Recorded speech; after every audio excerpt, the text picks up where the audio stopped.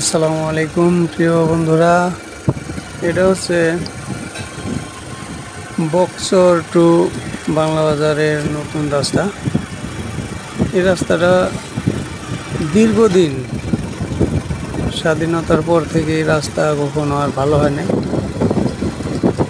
প্রথমে একটু ইট বিছানো হয়েছিল, ইটগুলি এমন অবস্থা হয়েছিল যে এখানে পায়ে হেঁটে যাওয়ার মতো উপায় থাকতো না, এরকম একটি রাস্তা ছিল।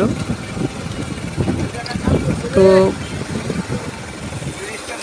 এই এলাকায় বিপ্রত আসল্লাতেই এখানে এমন অবস্থা ছিল যে একটা